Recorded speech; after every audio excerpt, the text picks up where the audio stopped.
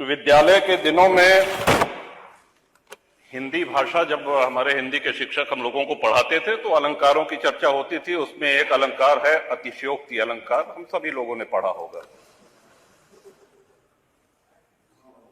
तो जब भी बजट पे चर्चा होती है या महामहिम श्री राज्यपाल के अभिभाषण पे चर्चा होती है तो मैं समझता हूं कि इस अलंकार का प्रयोग सत्ता पक्ष और विपक्ष दोनों भरपूर करते हैं। और मैं ये कहना चाहता हूं कि सरकारें न इतनी अच्छी होती हैं जितना सत्ता पक्ष कहता है, और सरकारें न इतनी बुरी होती हैं जितना विपक्ष बताता है। और हम यहां जो भी बोलते हैं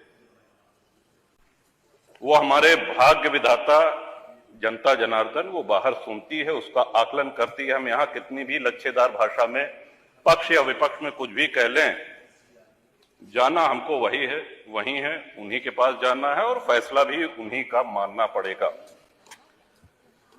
श्रीमान, सड़क, बिजली, पानी ये ऐसी चीजें हैं जो हम सभी के जीवन से जुड़ी हुई हैं। भारत गांवों का देश है, भारत की आत्मा गांवों में बसती है। हम सभी लोग इस उक्ति को, इस सिद्धांत को मानते हुए आए हैं। एक्सप्रेसवेज बन रहे हैं, एक्सप्रेसवेज बनने के नए नए कीर्तिमान स्थापित किए जा रहे हैं। अच्छी बात है, होने चाहिए। हर विकासशील देश में देखने में भी अच्छी लगती हैं, यात्रा का समय भी कम होता है। लेकिन कहीं ऐसा तो नहीं है कि एक्सप्रेसवे के चक्कर में हम गांव की सड़कों को भूल गए हैं। आज ग्रामीण सड़कों का जो हाल है, जो गड्ढे हैं, क्या ऐसा तो नहीं कि उस ओर हमारा ध्यान नहीं जा रहा है?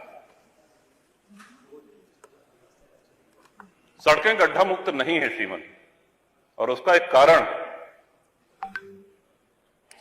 कि जिस क्षमता पे ग्रामीण सड़कें बनाई जाती हैं, कभी हुआ करता था कि ट्रक जो है उसमें 6 चक्के हुआ करते थे।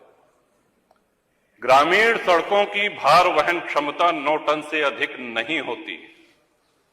आज 52 टन के ट्रक 20 चक्के 22 चक्के उस पर चल रहे हैं और भार वहन क्षमता उसकी 9 टन पर स्क्वायर इंच PSI। तो सड़कें तो टूटेंगी, आप कब तक गड्ढे भरवाते रहेंगे? ये हम सभी के क्षेत्रों से जुड़ी हुई समस्या है श्रीमन। तो या तो ऐसे 10-20 चक्के वाले जो ट्रक है, जो 15-20 चक्के वाले ट्रक है, इनको वर्जित कर दिया जाए।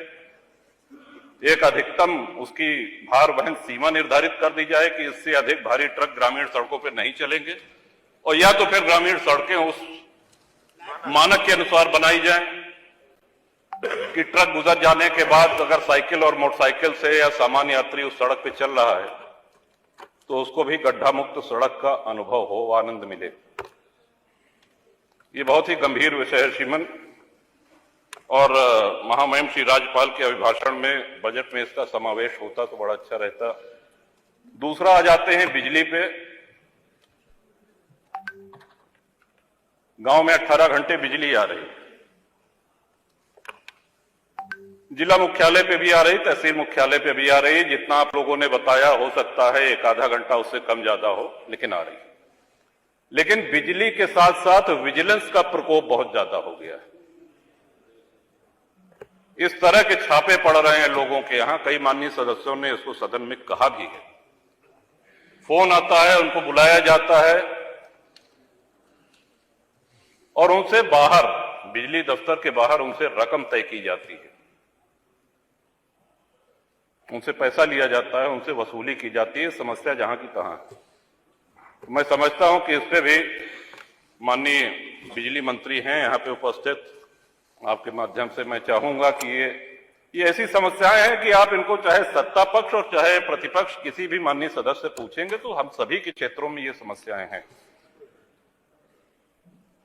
सड़क, बिजली के साथ साथ पानी।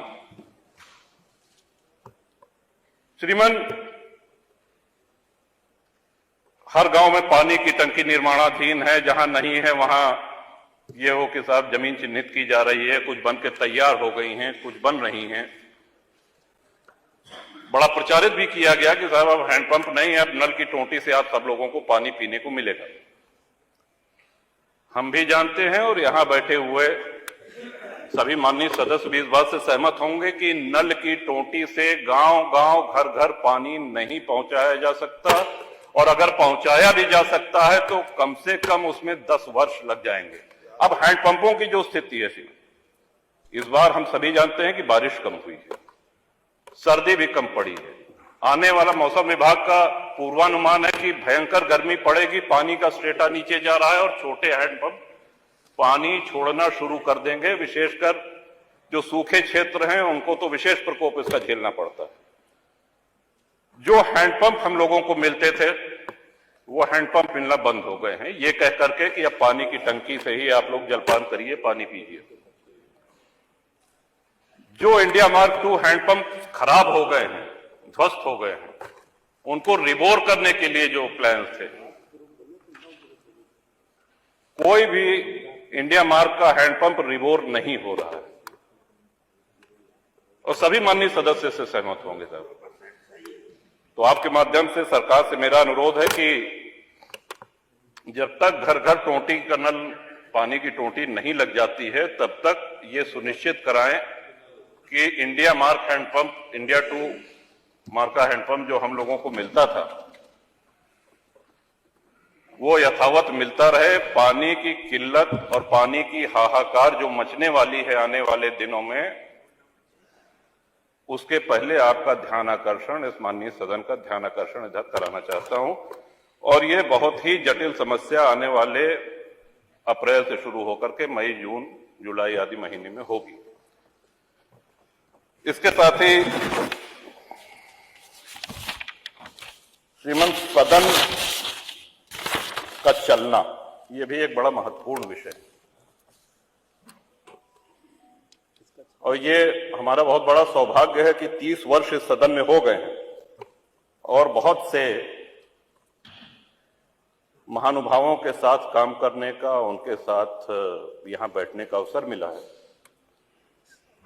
और हमसे भी बहुत वरिष्ठ यहां पे सदस्य जिनसे मैं सीखता हूं, आदरणीय खन्ना जी हैं, आदरणीय अवधेश जी हैं, रमापति शास्त्री जी हैं, माता प्रसाद पांडे जी हैं, तमाम ऐसे सदस्य। लेकिन क्या आपको ऐसा नहीं लगता कि भाषण का जो स्तर था उसमें बहुत गिरावट आई है? और उसका कारण यह है कि जब हाउस नहीं चलेगा, सदन नहीं चलेगा, तो नए माननीय सदस्यों को बोलने का अभ्यास नहीं रह जाएगा। जब भी ये बात आती है कि साहब सदन चलना चाहिए, क्योंकि ये स्पष्ट लिखा गया है कि वर्ष में अपरिहार्य स्थितियों को छोड़ करके 90 दिन सदन का संचालन आवश्यक है। लेकिन दुख इस बात का है, चाहे जो दल सत्ता में रहे, जब इसकी चर्चा होती तो बहस इस पे होने लगती है कि साहब आपके समय में 19 दिन चला था, मैंने 20 दिन चलाया, या आपके समय में 20 दिन चला तो मैंने 21 दिन चलाया, और चर्चा यहीं पे हो हल्ला होकर के समाप्त हो जाती है। ये रिकॉर्ड तो बताया जाता है कि सबसे कम किसने चलाया, दूसरे नंबर पे कौन था, ऐसा भी हुआ कि इतने दिन सदन चला, इतने दिन। क्या कभी हमने ये जानने का प्रयास किया कि जब हमारा देश आजाद हुआ था तो कितने दिन सदन चला था, या जब से ये सदन चलना शुरू हुआ है एक वर्ष में अधिक से अधिक सबसे ज्यादा किस वर्ष चला है, और क्यों ना उस रिकॉर्ड को हम लोग तोड़ें। सदन से बचना क्या चाहिए? सदन के माध्यम से ही तो हम लोग अपनी बात कहते हैं, सदन के माध्यम से ही जन समस्याओं का निराकरण होता है, उनका निवारण होता है, लोकतंत्र मजबूत होता है। ये लोकतंत्र की आत्मा है। आत्मा को जितना मजबूत करेंगे उतना हम सभी लोग पुष्पित पल्लवित होंगे इस लोकतंत्र में। इसके साथ ही मैं ये भी कहना चाहूंगा श्रीमन कि आए दिन माननीय विधायकों के ऊपर मुकदमे कायम हो रहे हैं, और अक्सर धरना प्रदर्शन, यहां पे जो लोग भी बैठे हैं, किसी के दल और किसी के व्यक्तिगत, उनके सार्वजनिक जीवन में कभी ऐसा अवसर ना आया होगा कि उन्होंने धरना प्रदर्शन न किया हो। और जब तक लोकतंत्र रहेगा तब तक ये होता रहेगा। तोड़फोड़ की उससे हम सहमत नहीं हैं, हम हिंसा से भी सहमत नहीं हैं। लेकिन बहुत से ऐसे माननीय विधायक हैं जिनके ऊपर धरना प्रदर्शन, शांतिपूर्ण धरना प्रदर्शन के कारण मुकदमे कायम हुए हैं और आज भी हैं। उनको एमपी एमएलए कोर्ट जाना पड़ रहा है। कई बार ऐसा भी हुआ कि धरना प्रदर्शन में दूसरे अराजक तत्व आकर के हिंसा फैला देते हैं और झेलना विधायक जी को पड़ता है। एक अलग से अदालत गठित है, वहां जाना पड़ता है, वहां पे उनकी पेशी होती है और पूरा मुकदमा झेलना पड़ता है। तो ये तलवार जो लटकी रहती है माननीय विधायकों के ऊपर कि कब अदालत सजा कर दे। अभी कल भी एक माननीय सदस्य को न्यायालय ने दंड दिया, सौभाग्य से 2 वर्ष से कम अवधि की। तो सभी जनप्रतिनिधियों को प्रतिरोध कौन करेगा, आवाज कौन उठाएगा? अगर धरना प्रदर्शन के इतने गंभीर परिणाम आने लगेंगे तब तो विधायक और सांसद भागने लगेंगे धरना प्रदर्शन से। जनता की लड़ाई कौन लड़ेगा? ये गंभीर विषय मैं चाहता हूं कि इसको पूरी गंभीरता से ये सरकार ले और अनावश्यक मुकदमे। फिर मैं अपनी बात दोहरा रहा हूं कि हिंसा और उपद्रव का मैं समर्थन नहीं कर रहा हूं, लेकिन शांतिपूर्ण अगर धरना प्रदर्शन हुआ तो उसके लिए हमको अदालत के कटघरे में न खड़ा होना पड़े। जनता की लड़ाई लड़ने के लिए